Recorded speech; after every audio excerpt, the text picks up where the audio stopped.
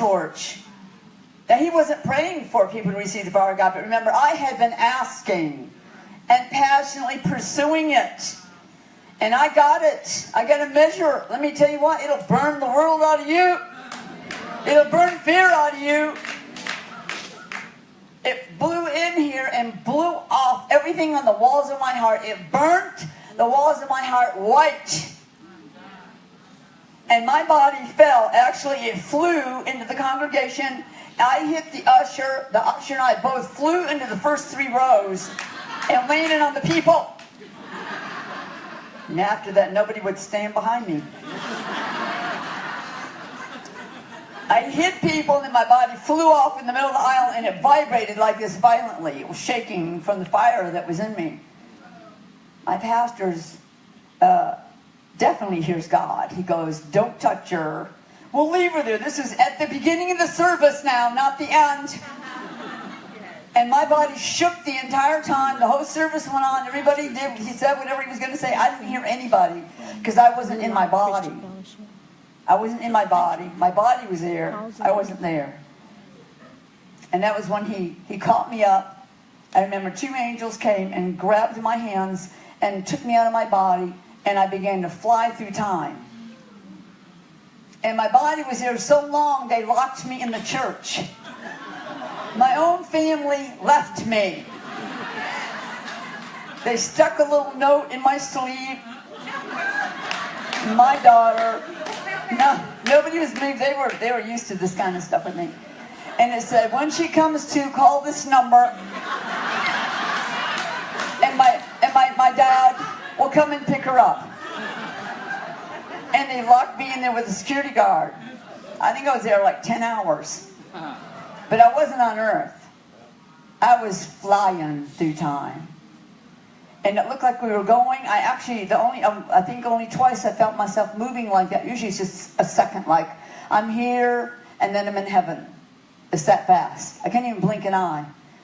That's normally how it happened, but this time was different. He was going to give me a really big blessing.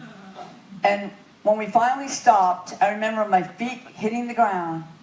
And when that vision, when it opened, it was all darkness with stars. I saw millions and millions and millions and millions of stars and galaxies. And I've been through outer space without a spacesuit. Do you know I always wanted to be an astronaut? He was blessing me.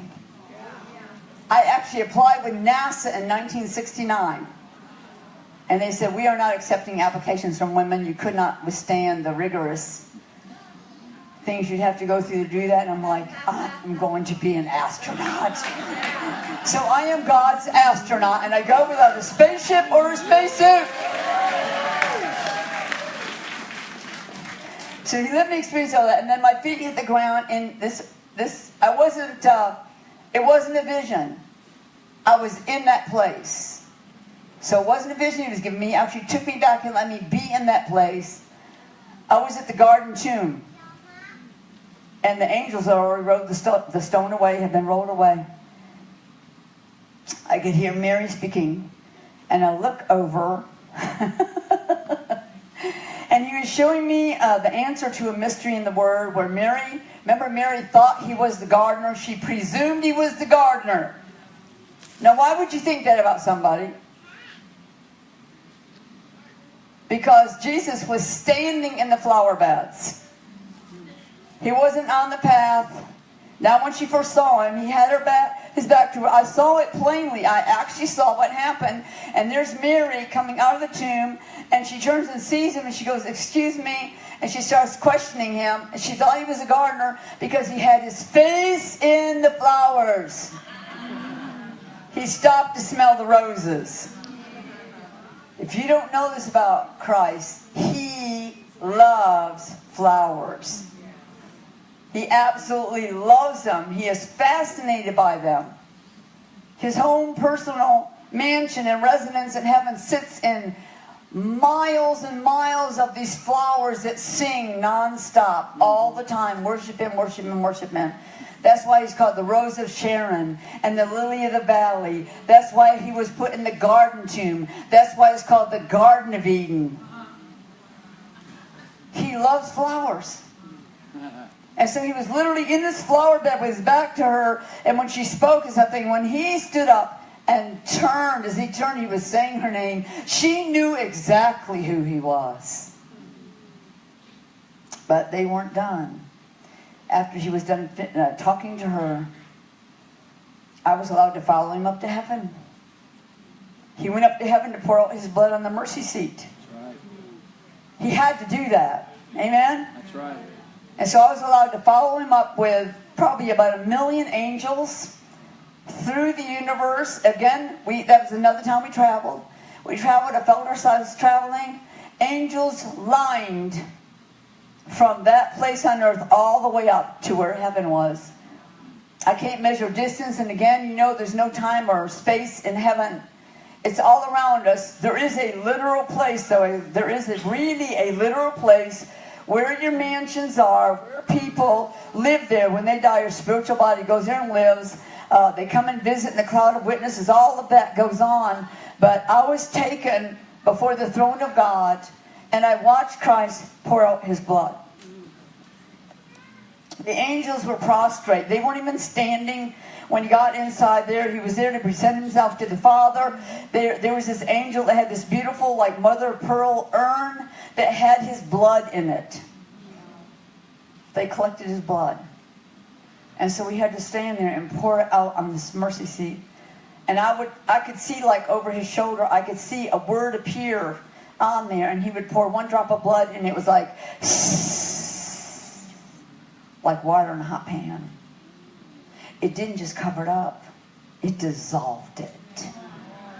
It evaporated like it had never been there. One after another. All of these sins, I saw them appear. And then I saw sicknesses and diseases. And then the last one was death. And when you poured out that drop of blood and I saw death go, the Father stands up on the throne and he yells, "Yes!" At that very second, the throne opened, and I literally could see all the way down into hell, and I saw Satan in the dust of hell, where he had been left by the risen Lord, stripped of all of his gemstones. He didn't have a single one of them on him.